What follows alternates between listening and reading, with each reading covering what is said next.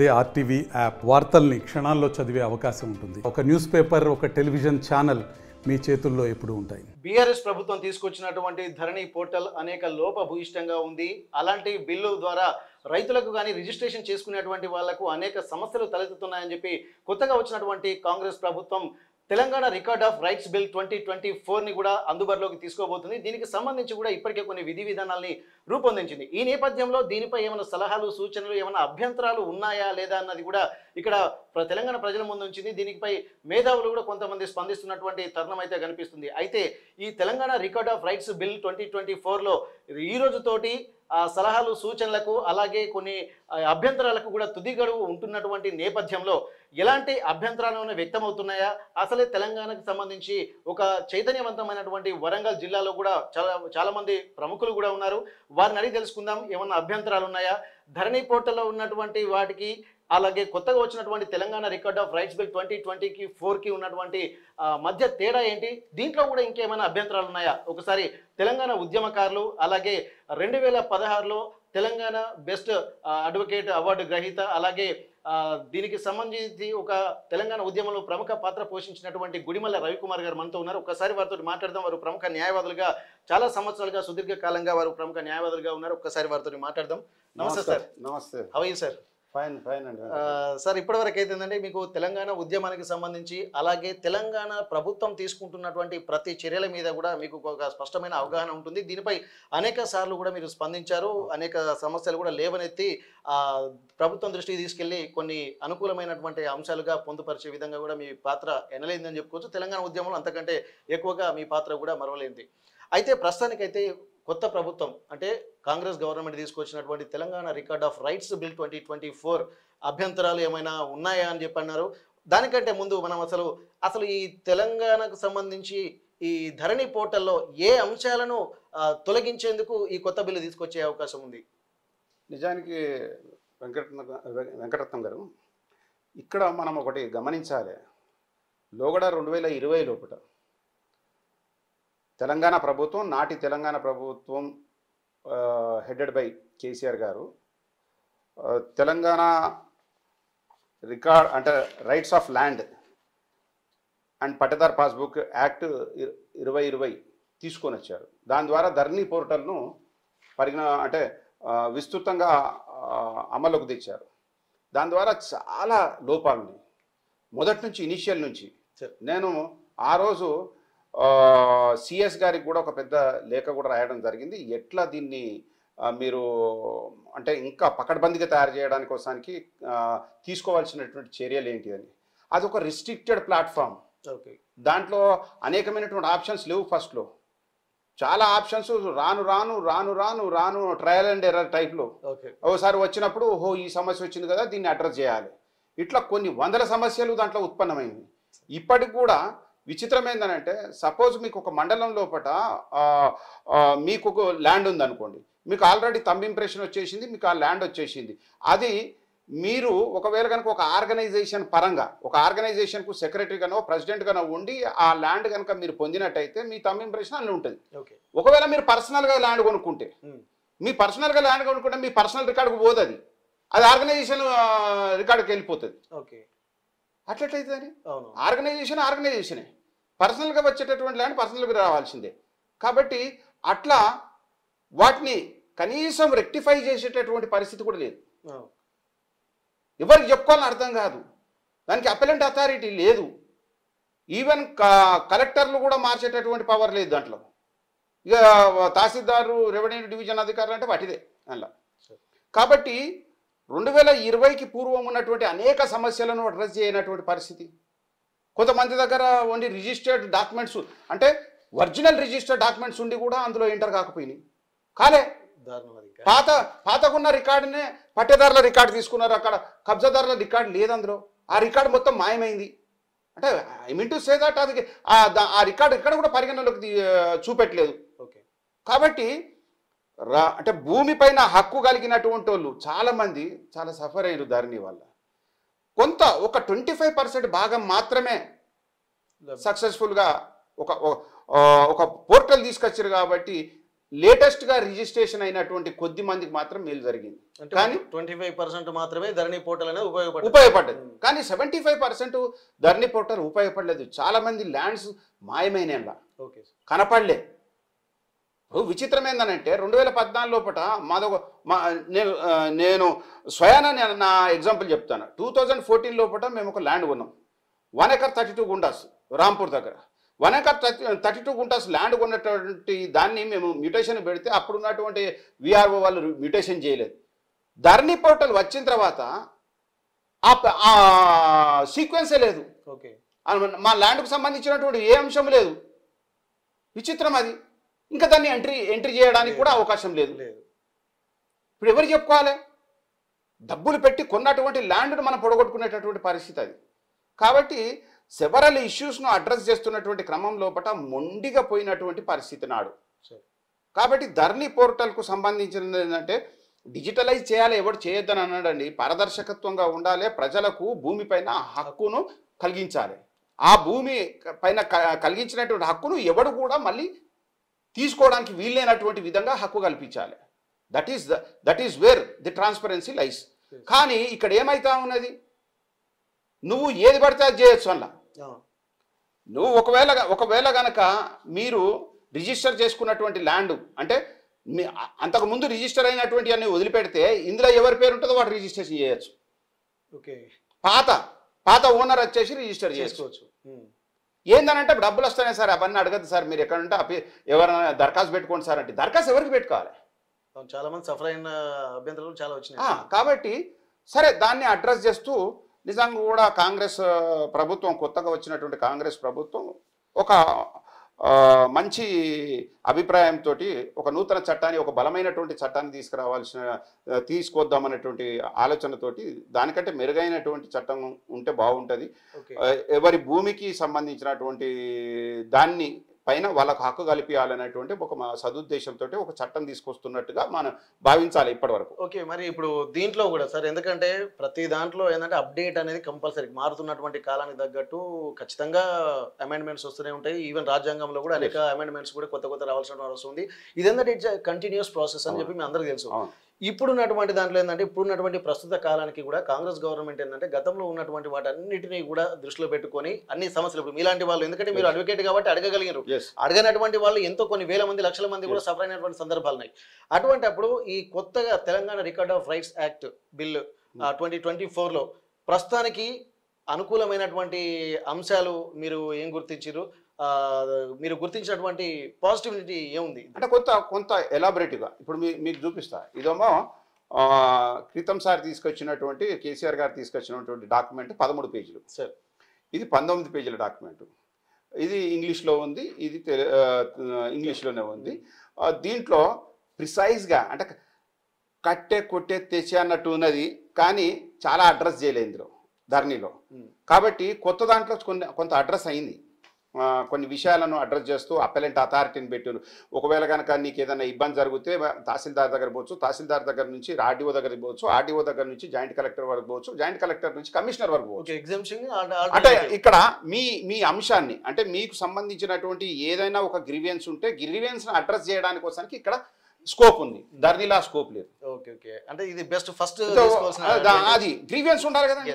ఇప్పుడు నీ చెప్పుకునే అథారిటీ ఉండాలి. సరే, ఇప్పుడు నేను పెట్టినటువంటి అప్లికేషన్ మంచిదా చెడుదా అనేది పక్కకు పెట్టండి, బట్ నేను చెప్పుకోవడానికి ఒక అథారిటీ ఉండాలి. అది రెక్టిఫై కావాలి. నా సమస్య జెన్యూన్ అయినప్పుడు అది రెక్టిఫై కావాలి కదా. ఇందులో రెక్టిఫై కాదు. పాత దాంట్లో రెక్టిఫై కాదు, దీంట్లో రెక్టిఫై అయింది. పాత దాంట్లో రెక్టిఫై ఎవరికి అయ్యేదో ఏమో తెలియదు, చాలా ఉన్నాయి దాంట్లో మాట్లాడడానికి. కానీ దీంట్లో ఒక అడ్రస్ చేయడానికి కోసానికి ఒక లైన్ అయితే ఏర్పాటు చేశారు, అది బాగానే ఉంది. రెండవది దీంట్లో అంటే భూధార నంబర్ ఇస్తా అన్నారు, పర్మనెంట్, టెంపరవరీ, తర్వాత యూనిక్ కోడ్ని ఏదైతే ఇచ్చేస్తా అని చెప్పినారు దాన్ని చేస్తూ జియో ఫెన్సింగ్ అనేది ఒకటి మెన్షన్ చేసిండండి. జియో ఫెన్సింగ్ కోఆర్డినేట్స్ ఇస్తా అని చెప్పేసి, అంటే భూమికి సంబంధించినటువంటి కమతాలకు సంబంధించిన, సపోజ్ నాకు ఒక 10 ఎకరాలు ఉన్నది, 10 ఎకరాలు వివిధ సర్వే నంబర్లో ఉన్నాయి అనుకోండి. వివిధ సర్వే నంబర్లో ఉన్నటువంటి వాటికి సంబంధించినటువంటి జియో ఫెన్సింగ్ అంటే జియో ట్యాగింగ్ తో పాటు కోఆర్డినేట్స్, కార్నర్ కోఆర్డినేట్స్ అన్ని ఇస్తారు. ఇక్కడ ఇక్కడ ఈయన భూమి ఉన్నది, అక్కడ ఆయన భూమి ఉన్నది, అక్కడ ఆయన భూమి ఉన్నది అని చెప్పేసి మెన్షన్ చేసుకోవడానికి ఒక స్కోప్ అయితే లేటెస్ట్ అడ్వాన్స్ టెక్నాలజీని ఇందులో వాడినరు, అందులో డౌట్ ఏం లేదు. తర్వాత ఒకటి లోన్ రికవరీ, క్రెడిట్ ఏజెన్సీకి సంబంధించినటువంటి లోన్ రికవరీ అంటే ఆ పాత దాంట్లో ఉంది, దీంట్లో కూడా ఉంది. లోన్ రికవరీ అంటే సపోజ్ అది నాకు తెలిసిందంటే రికార్డ్ ఆఫ్ రైట్స్ లోపల అట్లా లోన్ రికవరీని మనం చేయాల్సినటువంటి దాంట్లో పెట్టింది. ఇలా ప్రభుత్వమే లోన్ రికవరీ చేసేటటువంటి ఆప్షన్ ను కలెక్టర్కి ఇచ్చింది. ఒకవేళ కనుక క్రెడిట్ ఏజెన్సీకి అంటే కోఆపరేటివ్ సొసైటీస్ కానీ లేకపోతే అగ్రికల్చర్ బ్యాంక్స్ కానీ నేషనల్ బ్యాంక్స్ కానీ అప్పులు ఇచ్చినట్టయితే ఆ భూముల మీద, అట్టి భూముల మీద పైసలు కట్టకపోయినట్టయితే ఆ పైసలు కట్టేటటువంటి పరిస్థితి అంటే వాటిని రికవర్ చేసేటటువంటి పరిస్థితి ఆ భూమి పైన కలెక్టర్కి ఉంటుంది. ఓకే, వాళ్ళు కూడా దాన్ని కలెక్ట్ చేసేసి ఇచ్చేటటువంటి. అయితే నేనేమంటానంటే ఈ బిల్లు ఏదైతే ఉన్నదో ఇది హక్కు కలిగించేటటువంటి, భూమి పైన హక్కు కలిగించేటటువంటి బిల్లుగా ఉండాలి, సంపూర్ణమైన హక్కు కలిగించాలి, పేపర్ కాదు. దీంట్లో అవకాశం ఉందా సార్? అంటే ఇది కూడా మళ్ళా ఎట్లా అంటే కంప్లీట్ 100% అని చెప్పలేము. ఓకే, ఇప్పుడు మనం దీన్ని ఫుల్ ప్రూఫ్ గా తయారు చేయాల్సినటువంటి అవసరం ఉన్నది. ఓకే ఓకే, అయితే ఇక్కడ మీరు చెప్తున్నట్టే దీంట్లో కూడా మీరు ఈ రోజుకు అభ్యంతరాల స్వీకరణకు కూడా తుది గడువు ముగుస్తుందని చెప్పి అంటున్నారు. మరి ఇప్పుడు మీరు గమనించినటువంటి ఏమైనా ప్రాబ్లమ్స్ ఉన్నాయా సార్ దీంట్లో? Yes, definitely. అందుకే నేనేమంటున్నా అంటే ముందుగా record of rights in generalized టైటిలే జనరలైజ్ చేశారు. Telangana record of rights bill 2024 అని పెట్టారు. అయితే రికార్డ్ ఆఫ్ రైట్స్ అనేది జనరలైజ్డ్ కాబట్టి ఇదేమనాలి, Telangana land record of rights bill 2024 అని పెట్టాలి. భూమికి సంబంధించింది టైటిల్లోనే భూమికి సంబంధించినటువంటి మాట రావాల్సినటువంటి అవసరం ఉన్నది. రెండవది, మీరు ఈ చట్టం ద్వారా ఈ చట్టం ఏ ఉద్దేశంతో అయితే మీరు తీసుకువస్తా ఉన్నారో ఆ ఉద్దేశం నెరవేరేటటువంటి పరిస్థితి 35% లేదు ఇందులో. కాబట్టి ఫుల్ ప్రూఫ్గా ఒక వ్యక్తికి అగ్రికల్చర్ ల్యాండే కానీ ఏ ల్యాండే కానీ ఆ వ్యక్తి మీ దగ్గర కొంటున్నాడు అంటే వేరే పార్టీ దగ్గర కొంటున్నాడంటే ఆ కొనేటటువంటి పార్టీ దగ్గర నుంచి తీసుకుంటున్నటువంటి ల్యాండ్ పైన ఆయనకు సంపూర్ణమైన హక్కు కలగాలి. ఏ పుస్తకం ద్వారా అయితే అంటే పట్టా పాస్బుక్ ఇచ్చినా లేకపోతే ఏది ఇచ్చినా కూడా దాని ద్వారా ఫుల్ ప్రూఫ్ ఆ పట్టా పాస్బుక్ ఉంటే సరిపోతుంది. ఏంది పలానా ఆయనకు 2 ఎకరాల భూమి ఉన్నది, ఆ 2 ఎకరాలకు సంబంధించినటువంటి హద్దులు ఇవి, దానికి సంబంధించినటువంటి కోఆర్డినేట్స్ ఇవి, ఇది ఆ బుక్లో మెన్షన్ అయి ఉండాలి. తద్వారా ఫర్దర్ లిటిగేషన్స్ను అవాయిడ్ చేసేటటువంటి అవసరం ఉంటుంది. ఇది కొంచెం కష్టమైనటువంటి పనే, కానీ ఎక్కడొక దగ్గర మొదలు కావాలి. మొదలైనప్పుడు అది కొంతకాలంగా ఒక 5 years 6 years 10 years అయినప్పుడు మొత్తం దాదాపుగా 90% 100% ఇవన్నీ కూడా సమస్యలన్నీ పరిష్కారం అవుతూ వెళ్తూ ఉంటాయి. లేకపోతే ఏమవుతుంది, ఒక భూమి మీద మరో లిటిగేషన్ మొదలవుతూ ఉంటుంది.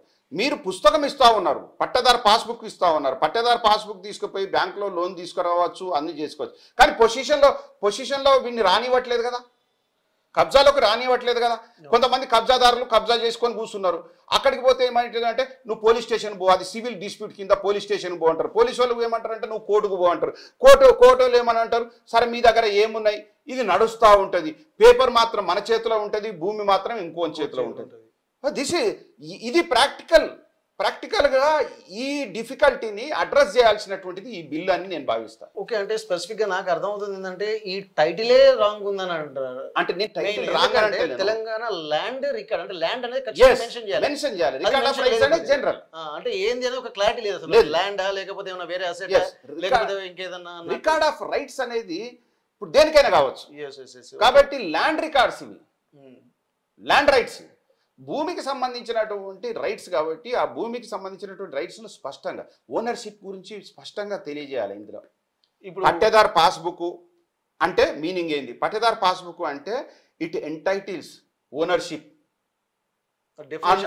ఓనర్షిప్ డెఫినేషన్ అనేది ownership of over land to an extent of so and so, ఇది మెన్షన్ కావాలి.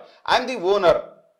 పట్టేదార్ పాస్బుక్ పట్టుకోగానే I'm the owner of 2 acres of land, I'm the owner of 5 acres of land, I'm the owner of 10 acres of land అనేది స్పష్టం కావాలి. ఈ పుస్తకం ఉన్నోడు ఆ భూమికి అర్హుడు అని రావాలి. కానీ ఈ పుస్తకం ఉన్నోడు అర్హుడా కాదా అనేది మేము తర్వాత తెలుస్తామని మాట్లాడితే దాని మీద డబ్బులు పెట్టి రిజిస్ట్రేషన్ ఫీజు పెట్టి లక్షల రూపాయలు రిజిస్ట్రేషన్ ఫీజులు పెట్టి రిజిస్ట్రేషన్ చేసుకునేటోళ్లకు పట్టి పేపర్ మిగులుతుంది. కాబట్టి ప్రభుత్వంలో నేనేమనుకుంటున్నా అంటే ధరణి పోర్టల్ వెరిఫికేషన్కు సంబంధించినటువంటి అభ్యంతరాల స్వీకరణకు సంబంధించి దాని మీద స్టడీ కోసానికి ప్రభుత్వము ఒక కమిటీ నియమించింది కోదండరెడ్డి గారి ఆధ్వర్యం లోపల. వారు మంచి టీం ఉంది, చాలా సీనియర్ మోస్ట్ రైతులు, వాళ్ళకి సంబంధించిన నాలెడ్జ్ బ్రహ్మాండంగా ఉన్నది. వాళ్ళు ఒకవైపు స్వీకరిస్తూనే మంచి సజెషన్స్ పెట్టారు. కానీ ఇంకా మోర్ ఎఫెక్టివ్గా చేయాలనేటువంటి దాంట్లోనే నేను కొన్ని సజెషన్ చేస్తా ఉన్నా. ప్రభుత్వం స్వీకరించకపోవచ్చు, అది వేరే విషయం. కానీ ఫుల్ ప్రూఫ్గా ఉండాల్సినటువంటి అవసరం ఉన్నది. భూమికి సంబంధించినటువంటి హక్కు సంపూర్ణంగా కలిగించాల్సింది. ఎందుకంటే మీరు రిజిస్ట్రేషన్ ఫీజు వసూలు చేసుకుంటా ఉన్నారు, మ్యూటేషన్ ఫీజు వసూలు చేస్తూ ఉన్నారు, యూజర్ ఛార్జెస్ వసూలు చేస్తూ ఉన్నారు. ఎప్పుడైతే ఇవన్నీ మీరు వసూలు చేస్తూ ఉన్నారో నాకు ఒక హక్కు ఉంటుంది. ఏమని? నేను ఏదైతే భూమి కొనుగోలు చేస్తా ఉన్నా ఆ కొనుగోలు చేసినటువంటి భూమి నేను న్యాయబద్ధంగా, ధర్మబద్ధంగా, చట్టబద్ధంగా కొనుగోలు చేస్తున్నాను అనేటువంటి ఒక నమ్మకంతో నేను కొనుగోలు చేస్తాను. ఎప్పుడైతే ఇది కొనుగోలు చేసినప్పటికీ వాస్తవంగా చూస్తే అది నా చేతికి రానప్పుడు అక్కడ నేను అన్యాయానికి గురైనట్టు, డబ్బులు వేస్ట్ అయినట్టు. కాబట్టి ప్రభుత్వం ఆ బాధ్యత తీసుకుంటా ఉన్నది. ఆ బాధ్యత ఎప్పుడైతే ప్రభుత్వం తీసుకొని రిజిస్ట్రేషన్ చేస్తూ ఉన్నదో, రిజిస్ట్రేషన్ చేసినప్పుడు ఆ ప్రభుత్వం డబ్బులు తీసుకున్నప్పుడు ఆ ప్రభుత్వ బాధ్యత ఏంది? సర్వే చేయించాలి. ఆ సర్వే చేయించినటువంటి నోట్ ఫైల్ను కూడా దీనికి అనుసంధానం చేయాలి.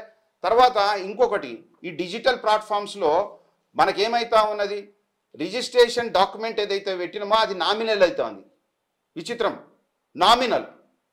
ఆ రిజిస్ట్రేషన్ డాక్యుమెంట్లను ఎవరు అడగరు, పట్ట పాస్బుక్నే అడుగుతా ఉన్నారు. కాబట్టి రిజిస్ట్రేషన్ డాక్యుమెంట్కు సంబంధించినటువంటి దాన్ని, పట్ట పాస్బుక్కు సంబంధించినటువంటి ఆ క్లారిటీ ఉండాలి. రిజిస్ట్రేషన్ డాక్యుమెంట్ అనుసంధానంగా ఉంటేనే పట్ట పాస్బుక్ కంప్లీట్ రైట్స్ ఉంటాయా, లేకపోతే అది ఓన్లీ సబ్సిడరీ డాక్యుమెంటే, పట్టదారు పాస్బుక్ మాత్రమే కంప్లీట్ డాక్యుమెంట్ అంటే దానిపైన సంపూర్ణమైనటువంటి హక్కును, యాజమాన్య హక్కును కలిగించాల్సినటువంటి అవసరం ఈరోజు ప్రభుత్వానికి ఉంటుంది. కాబట్టి ఆ వైపు గుండా దీంట్లో కొన్ని మార్పులు చేయాల్సినటువంటి అవసరం అనేది. సర్వేకు సంబంధించినటువంటి డాక్యుమెంట్ ప్రిపరేషన్ అంటే డాక్యుమెంట్ మనం రిజిస్టరింగ్ అథారిటీకి డాక్యుమెంట్ సబ్మిట్ చేసేటప్పుడే అందులో కంప్లీట్గా ఇందులో ఒక ప్రొవిజన్ అయితే పెట్టారు, మంచి ప్రొవిజన్ పెట్టారు, మ్యాప్ అయితే ఖచ్చితంగా పెట్టాలని చెప్పేశారు. కానీ అగ్రికల్చర్ ల్యాండ్స్కి వచ్చేసరికి చాలామంది మ్యాప్స్ పెట్టట్లేదు. అది మీకు పట్టేదారు పాస్బుక్లో మ్యాప్ కనపడదు, కేవలం ఒక సర్వే నెంబర్ మాత్రమే కనపడుతుంది, ఎక్స్టెంట్ బై నెంబర్స్ మాత్రమే కనపడతాయి. కాబట్టి పట్టేదారు పాస్బుక్ లోపల మ్యాప్ రావాలి, దానికి హద్దులు రావాలి. ఆ హద్దులు మ్యాప్ వచ్చినప్పుడు అది ఓవర్లాప్ అవుతుందా లేకపోతే ఏమవుతుందా అనేది, అది లాక్ సిస్టమ్ అనేది, ఆటోమేటిక్ లాక్ సిస్టమ్ అనేది ఆ పోర్టల్లో ఉంటే ఇంకెవడు ఇప్పుడు ఏమవుతుంది, నా హద్దులు బరాబరే ఉంటాయి, కానీ ఇంకొకడు ఈ హద్దులను మార్చేసి ఉల్టా చేసేసి తీసుకొని వస్తాడు. ఓకే ఓకే, అంటే ఇప్పుడు స్పెసిఫిక్ గా మ్యాప్ ను కూడా మెన్షన్ చేస్తే ఇంకా ఏ గొడవ ఉండదు, జియో ట్యాగింగ్స్ చేస్తా ఉంది. కాబట్టి ప్రభుత్వము కేవలం ఏంటంటే రెవెన్యూ కలెక్టింగ్ అథారిటీగా ఉండద్దు. ఓకే ఓకే, రెవెన్యూ కలెక్షన్ మాత్రమే మా పని, మిగతాదంతా మీ పని, కోట్లకు పోండి, అటు పోండి, ఇటు పోండి అని, అది మంచి పద్ధతి కాదు. ప్రజలకు వెసులుబాటు కల్పించాలి, ప్రజలకు హక్కులు కల్పించాలి. ప్రజలు ఎప్పుడైతే మీరు డబ్బులు తీసుకుంటారో ఆ హక్కులు ఖచ్చితంగా కల్పించాలి. ఉదాహరణకు చిన్న ఉదాహరణ చెప్తా.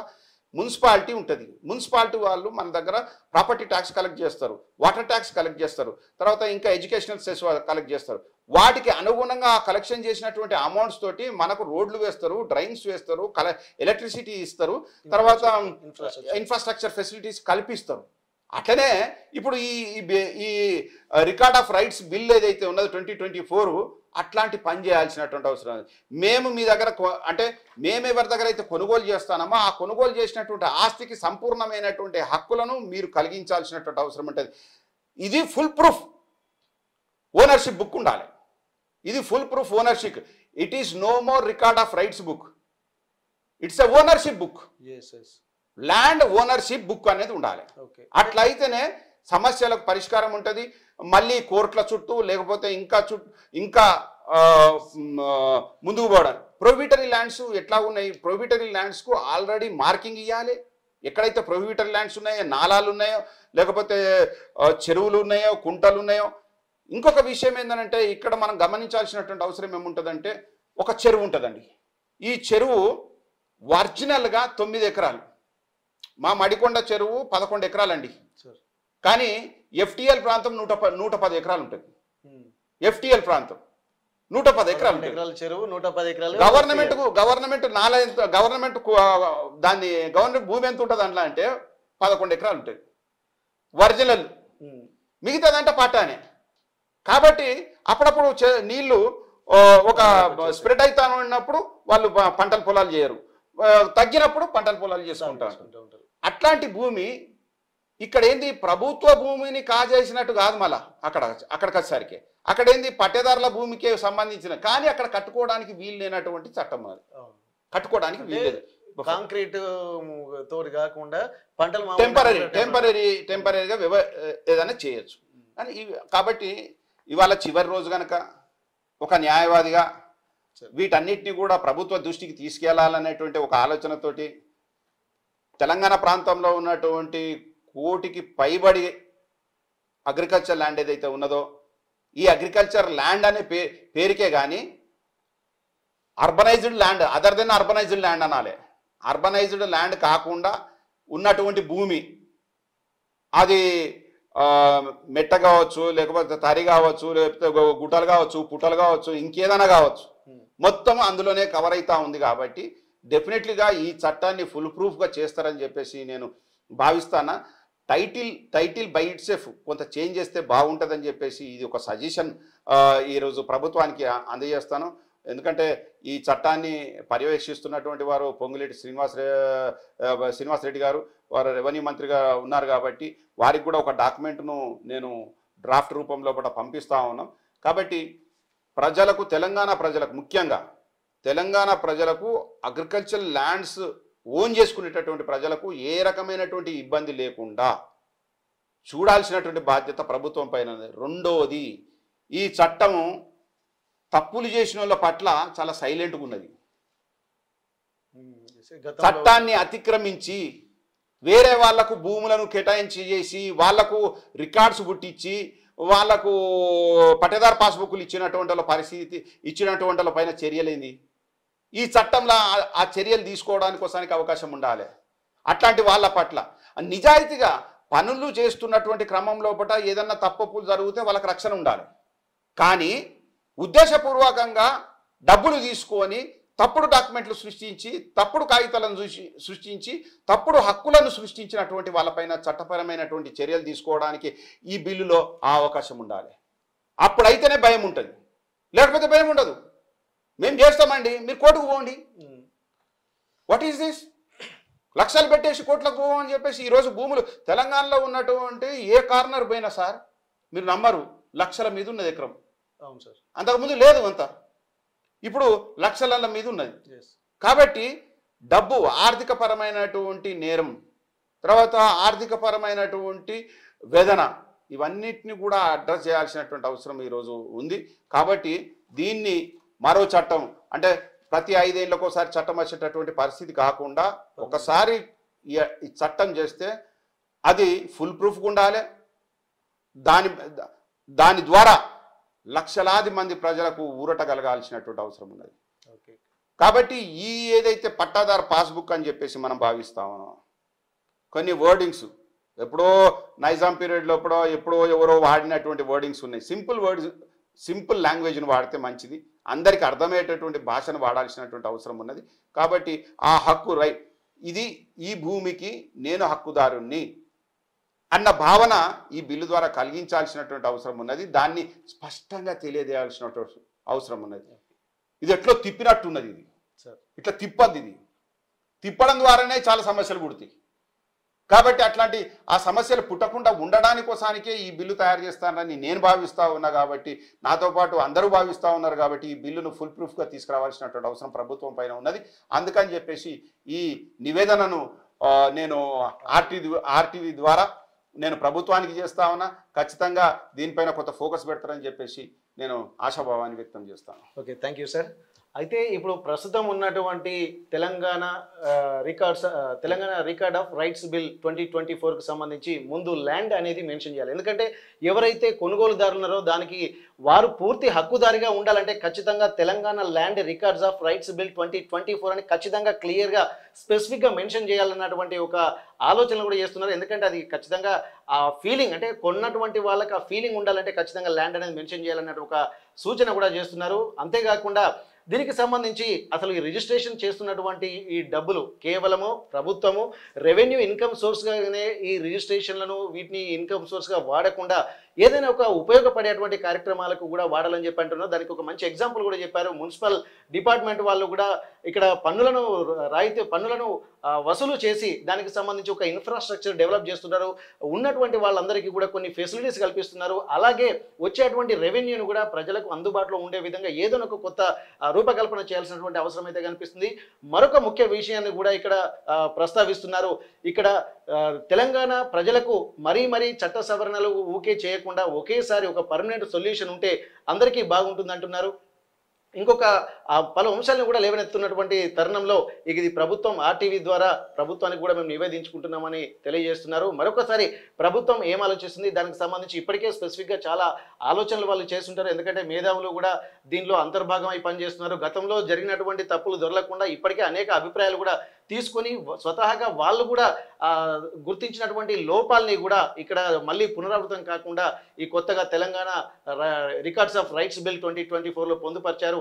ఈరోజు చివరి రోజు అభ్యంతరాల స్వీకరణకు గడువు కావడంతో ఇప్పుడు RTV దీనికి కొంత వరంగల్లో ఉన్నటువంటి కొంతమంది న్యాయవాదుల ఆలోచనలకు వేదిక అయింది. దీన్ని ప్రభుత్వం కూడా పరిశీలిస్తుందని చెప్పి ఆశాభావం వ్యక్తం చేస్తున్నాము. హనుమకొండ నుండి కెమెరా పర్సన్ రాజుతో వెంకటరత్నం, RTV వరంగల్. మరిన్ని వీడియోస్ కోసం ఛానల్ ని సబ్స్క్రైబ్ చేయండి. లేటెస్ట్ అప్డేట్స్ కోసం వాట్సాప్ ఛానల్ ని ఫాలో చేయండి. అండ్ లింక్ డిస్క్రిప్షన్ లో ఉంది.